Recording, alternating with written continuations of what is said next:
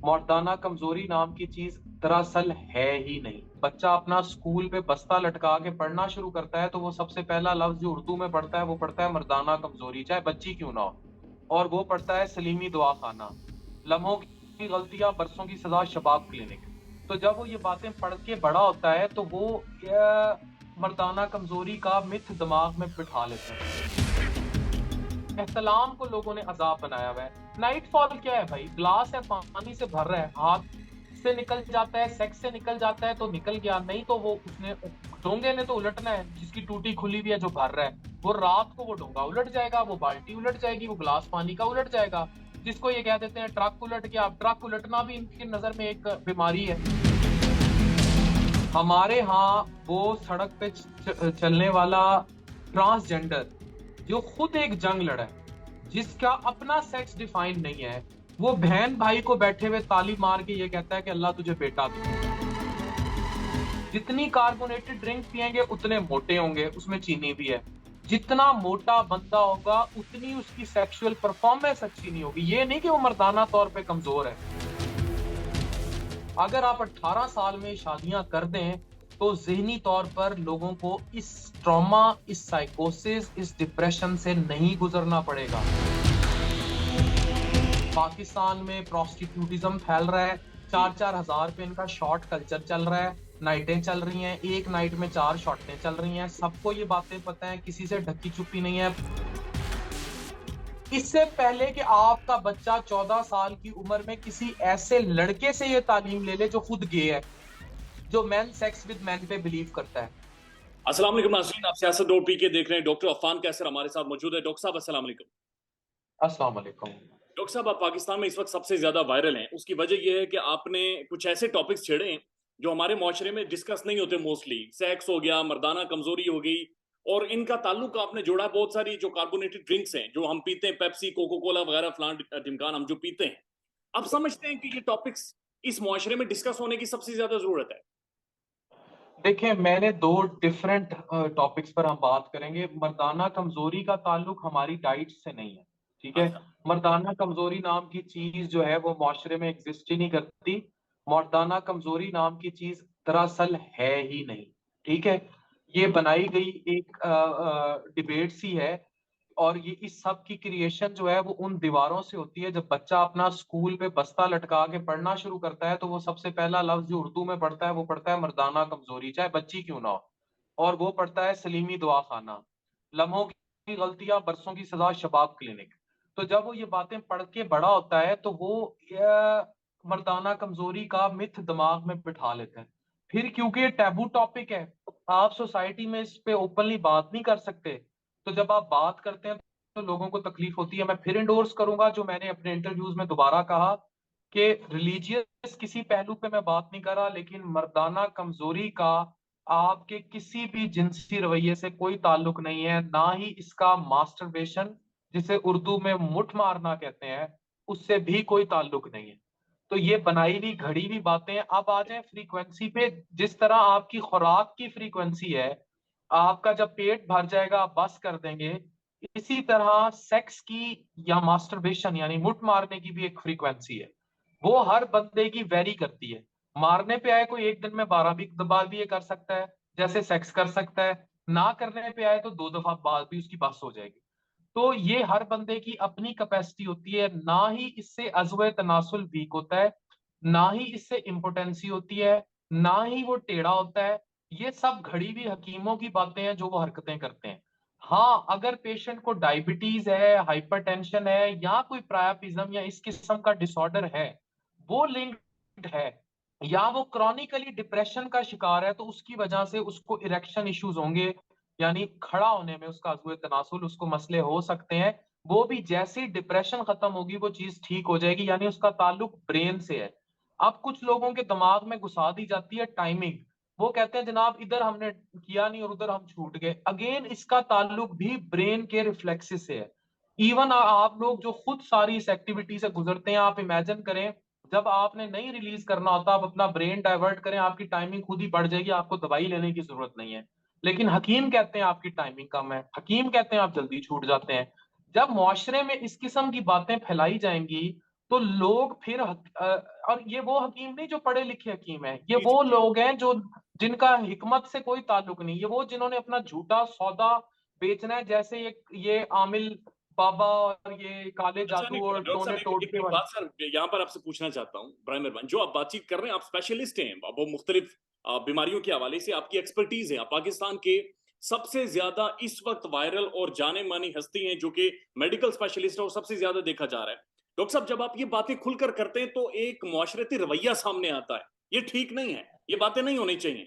लेकिन दूसरी तरफ जब हम दीवारों पर लिखे हुए ऐसे ही नोट्स देखते हैं, अखबारें खोलते हैं संडे की, उसके अंदर ऐसे पॉम्फलेट्स पड़े होते हैं, उस चीज की तशहीर की जाती है, उस चीज को फैलाया जाता है, लेकिन जो आप बात कर रहे हैं जो पढ़ी लिखी बात है, इस पर ये मुआशरा आना क्यों नहीं चाह रहा? मुआशरा आना चाह रहा है, माफिया नहीं आना चाह रहा। ठीक है, अच्छा। मुआशरे और माफिया में फर्क होता है। ठीक है, माफिया वो होता है जो अरसा दराज अपने कारोबार चमकाने के लिए इस सोच को जन्म देता है, ठीक है, कि रॉन्ग नंबर है। वो कहता है कि मर्दाना कमजोरी एग्जिस्ट करती है, आओ हम ठीक कर देंगे। ये वो माफिया है। अब इसमें थोड़े लोग तो इन्वॉल्व नहीं है, बहुत हम्म, सारे जाहिल इन्वॉल्व हैं। अच्छा। अब बहुत सारे जुहाल जब इकट्ठे होंगे तो उतने ही वो सोशल मीडिया पे भी मौजूद हैं, उतने ही वो फिर अब फिर एक जो पाकिस्तान में बहुत बड़ा मसला है जो हमें समझने की जरूरत है, every time and everywhere they have one logic, और जब कोई लॉजिक नहीं मिलता वो आपको बदनाम करते हैं। या तो वो किसी भी एक्सट्रीमिस्ट पहलू पे जाएंगे, या वो एक्सट्रीमिस्ट रवैया इख्तियार करेंगे और वो बात को समझने की कोशिश नहीं करेंगे। अगर ऐसी कोई बात है तो मेडिकली किताबों में क्यों नहीं? ठीक है, मेडिकल की किसी किताब में आज तक मास्टरबेशन या एक्सेसिव सेक्स को बीमारी नहीं बताया गया। हम्म, नॉर्मली जो एक इंसान सेक्स करे जिससे उसकी डेली एक्टिविटीज मुतासिर ना हो, या वो मास्टरबेशन मुट का जो सारा कॉन्सेप्ट है। और पाकिस्तान में टैबूज इतने, मैं तो अभी मर्दाना कमजोरी पे बात कर रहा हूँ, जनाना पे तो बात की ही नहीं है। Again that is not an health issue at all. ठीक है, इसको भी बनाया जाता है, इसको एग्जेजरेट किया जाता है, झूठ बोला जाता है। ये इतना ही नॉर्मल है जितना निकाह के बाद सेक्स करना। अब इसका इलाज क्या है? लोग कहते हैं नाइट फॉल, एहतलाम को लोगों ने अजाब बनाया हुआ है। नाइट फॉल क्या है भाई? ग्लास है, पानी से भर रहा है, हाथ से निकल जाता है, सेक्स से निकल जाता है तो निकल गया, नहीं तो वो उसने डोंगे ने तो उलटना है, जिसकी टूटी खुली भी है जो भर रहा है, वो रात को वो डोंगा उलट जाएगा, वो बाल्टी उलट जाएगी, वो गिलास पानी का उलट जाएगा। जिसको ये कह देते हैं ट्रक उलट गया। अब ट्रक उलटना भी इनकी नजर में एक बीमारी है, एहतलाम हो जाना भी इन्होंने बीमारी बनाई, जबकि मेडिकल साइंस में it's a normal physiological thing. बिल्कुल जैसे आंसू का टपक जाना, जैसे थूक का फेंक देना, जैसे पखाना आ जाना, जैसे पेशाब आ जाना। तो आप डॉक्टर फिर साहब कहें कि ये कहें कि आपको इस चीज की वजह से जो जो रवैया फेस करना पड़ा, या कम से कम सोशल मीडिया पर जब आपका ये क्लिप बहुत ज्यादा वायरल हुआ, मिलियंस एंड मिलियंस ऑफ लोगों ने देखा, तब से ये कमेंट किए, how you feel about that, जो लोगों का रवैया देखा आपने उसके बाद? पॉजिटिव रवैया है सौरभ, मैं तो लोग इसे बाहर निकलूं लोग एक्सेप्ट कर रहे हैं? बहुत पॉजिटिवली। लोगों ने तो फाउंडेशंस बना ली हैं, लोगों ने तो अपने दोस्तों को टैग किया है कि भाई आज के बाद तुझे मना नहीं करूंगा, मेडिकली मुझे समझ आ गई कि चीज ऐसी नहीं है। वो तो एक दूसरे को समझाते फिर रहे हैं कि भाई ये चीज। अच्छा, मैं फिर बात कहूंगा कि क्योंकि रिलीजियस स्कॉलर तो हूं नहीं, I can not talk on that fact. मुझे मेडिकली क्योंकि लोग आते हैं कि हमें मर्दाना कमजोरी हो गई है, हकीम के पास वो कोई मजहब पढ़ने तो नहीं जाते। जी। नीम हकीम के पास वो मेडिकल इशू लेके जाते हैं ना, क्योंकि वो सारा दिन बैठ के उसको देखते रहते हैं कि अच्छा अब मैंने कर लिया है तो ये अब सुकड़ गया, अब ये मसले। तो वो फिर दिमाग में उनकी बातें आती हैं, वो फिर चले जाते हैं और अच्छा, आते हैं एक फिर और एक साइंस और के मसले एक और डॉक्टर साहब, बराए मेहरबानी, आप आई नो आप क्लिनिक में हैं सर, इस चीज के ऊपर भी रोशनी डालें कि जो हमें ड्रिंक्स मिलती हैं, कार्बोनेटेड ड्रिंक्स मिलती हैं, रेड बुल हो गई, फलां हो गई, जो कि स्टोर्स में बड़े अच्छे से डेकोरेट करके रखी होती है और उन्हें एनर्जी ड्रिंक कहा जाता है, कहते हैं इम्यून सिस्टम को भी बूस्ट करती हैं, आपको बड़ा बेहतर बना लेती हैं, इज इट ट्रू? और ये एक्सपेंसिव बहुत ज्यादा होती हैं। देखिए, पूरी दुनिया में एनर्जी ड्रिंक्स का कॉन्सेप्ट है, इसमें कैफीन का कंटेंट, जैसे कॉफी आप पीते हैं, बाकी चीजों का कंटेंट अनडाउटेडली होता है। Something to test as a layer is no problem. अगर आप शशके के लिए एक चीज पी रहे हैं, जैसे आप कभी कभार पफ भी कर लेते हैं, दैट इज नो प्रॉब्लम। आदत बना लेना is a problem. Red bull को लोग पीते इसलिए हैं कि भाई इससे जिनसी ताकत आ जाती है, या स्टिंग को लोग पीते हैं, मैं बता रहा हूँ, मर्दाना कमजोरी को दूर करने के लिए, क्योंकि इसमें जिनसिंग, आप इमेजिन करें जो स्टिंग बोतल है उसमें जिनसिंग एक्सट्रैक्ट है। which is claimed to be linked as a treatment of मर्दाना कमजोरी। और जिनसिंग डाला इसलिए जाता है कि लोग ये समझें कि जी मर्दाना, अब उसका कोई लेना देना नहीं है। जितनी कार्बोनेटेड ड्रिंक पियेंगे उतने मोटे होंगे, उसमें चीनी भी है। जितना मोटा बंदा होगा उतनी उसकी सेक्सुअल परफॉर्मेंस अच्छी नहीं होगी। ये नहीं कि वो मर्दाना तौर पे कमजोर है, जाहिर है जो कुछ करना होता है सबको पता है, वो नहीं हो पाता उससे। तो वो जिनसी तौर पर वीक नहीं होता, लेकिन ये चीजें उसको नुकसान पहुंचाती हैं हेल्थ वाइज। हाँ, अगर वो आगे चल के पी पी के कार्बोनेटेड ड्रिंक्स उसको डायबिटीज हो गई, शुग, तो फिर जो स्टिंग ने उसको या रेड बुल ने बुल बनाना था वो नहीं बनाएगा, उल्टा नुकसान कर देगा। जी डॉक्टर साहब, ये जो आप जिस माफिया की बातचीत कर रहे हैं, जो आपको इस कंफ्यूजन में डाल देता है कि क्या आप स्ट्रांग हैं या नहीं हैं as far as your physical relations are concern, आप स्ट्रांग हैं, ये इंटरनेशनली ऑपरेट करता है, ये सिर्फ थर्ड वर्ल्ड कंट्रीज में क्यों है, या ये बाकायदा एक प्लान्ड है, ये इसकी बाकायदा एग्जीक्यूशन करवाई जाती है? सौरभ भाई, ये हर उस जगह ऑपरेट करता है जहां जहालत आम, ओ, ठीक है। हमारा मुल्क ऐसा है जहां आज भी जहालत के नाम पर वो चीजें कर दी जाती हैं जो अननोटिस है, ठीक है। हमारे यहाँ वो सड़क पे चलने वाला ट्रांसजेंडर जो खुद एक जंग लड़ा है, जिसका अपना सेक्स डिफाइन नहीं है, वो बहन भाई को बैठे हुए ताली मार के ये कहता है कि अल्लाह तुझे बेटा दे, ठीक है। हम आज तक इस बहस से ही नहीं निकल पाए। मर्द दूसरी शादियां करी जाता है सिर्फ बेटे के चक्कर में, जबकि बेटे का होना डिफाइन खुद मर्द का स्पर्म करता है, बीवी नहीं करती। औरत का उससे कोई लेना देना नहीं है जी जी। मेडिकली, लेकिन वो करता जाता है। हर तरह की वो चीज जो इस मुआशरे में गलातुल आम है, अगर कोई उन माफियाज के खिलाफ आवाज उठाता है तो फैक्ट है। अब मेरी इतने वायरल होने की वजह यही है because everyone including those mafias know that I am telling the truth. मेरी जो समोसे की वीडियो वायरल हुई, आपको पता है वो दुनिया के बेहतरीन एथलीट ने शेयर रीट्वीट की जी थी। जी। दुनिया के बेहतरीन उस शख्स ने रीट्वीट की थी जो डायबिटीज से एक जंग लड़ा है। He is known as symbol of diabetes in the world, as best survivor and best athlete and best fighter for diabetes, Wasim Akram sahab. अगर उन्होंने कहा कि थैंक यू डॉक्टर, और थैंक यू, और लोगों को कहा कि इसको सुने क्या कह रहा है, इट मीन्स के ही नो कि कौन सी चीज सेहत के लिए अच्छी है और कौन सी बुरी। हम हमारे 80% मर्द अपनी सुहागरात पे परफॉर्म नहीं कर पाते हमारे मुल्क, 80% मर्द। उसकी रीजन ये है कि ड्राई इतना होता है, गोलियां लेने आए होते हैं। वो गोलियां क्यों गोली चाहिए तुम्हें? पहले तुम सारी जिंदगी जो तुमने मुठ्ठे मारी हैं वो तुमने गोलियां खा के मारी हैं। अब तुम्हें जो है सुहागरात के लिए गोली चाहिए, क्यों? क्योंकि जहनों में ऐसी मर्दाना कमजोरी डाल दी गई है, ऐसा पढ़ा दिया गया है कि साइको कर देते हैं, मतलब जहनी तौर पर यरगमाल बना देते हैं। मैं कतई ये नहीं कह रहा कि पूरी कौम जाके जो है वो एक ही काम पे लग जाए, पर मैं ये कह रहा हूं कि अपने आप को पॉजिटिव चीजों की तरफ लाएं। शरिया में इसका हल मौजूद है, और हमारी शरिया ये कहती है अर्ली मैरिजेस। हम 35 साल से पहले मर्द और 30 साल से पहले औरत की शादी नहीं कर रहे। अगर आप 18 साल में शादियां कर दें तो जहनी तौर पर लोगों को इस ट्रॉमा, इस साइकोसिस, इस डिप्रेशन से नहीं गुजरना पड़ेगा, और कमाई के चक्कर में कतई तौर पर अपनी औलादों को बर्बाद मत करें। पाकिस्तान में HIV एड्स बहुत कॉमन है। जी जी। बड़ी रीजन है लेट मैरिजेस।